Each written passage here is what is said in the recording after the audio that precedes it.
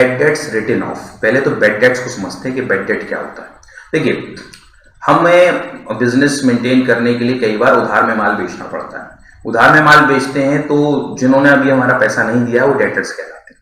ठीक है, for example कि हमने पूरे साल में 2 लाख रुपए का माल बेच दिया उधार में।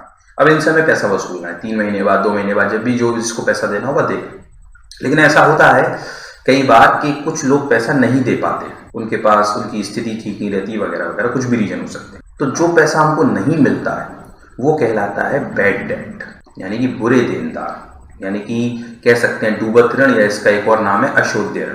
तो ये जो अशोध्य ऋण है आपका, जो शोध नहीं हो पाया, रिकवर नहीं हो पाया, इसको खर्चा माना जाता है और इसे दिखाया जाता है debit side of profit and loss.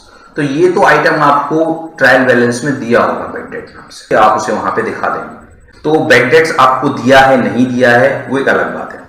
तो मैंने आपको बैड डेट समझा दिया। अब आते हैं इसके बड़े भाई के पास, बैड डेट्स रिटन ऑफ। अब हुआ क्या, बैड डेट्स तो हो गए, लेकिन साल के अंत में हमें और पता लगा कि कुछ और ऐसे देनदार हैं जो पैसा नहीं देंगे।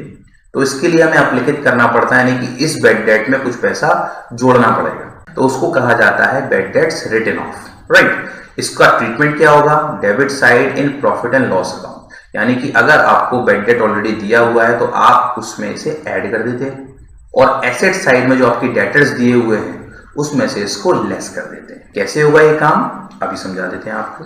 मान लेते हैं यहाँ डेटर्स दिए हुए हैं, डेटर्स हैं हमारे पास 2 लाख के। अब क्वेश्चन कह रहा है, और यहाँ बैड डेट्स भी दिया हुआ, ऑलरेडी दिया हुआ है, तो वो आपने यहाँ शो कर दिया बैड डेट्स। अभी हम एडजस्टमेंट की बात नहीं कर रहे हैं, ट्रायल बैलेंस में दिया हुआ बैड डेट्स। मान लीजिए ऑलरेडी आपका 1000 का बैड डेट हो चुका है, ठीक है।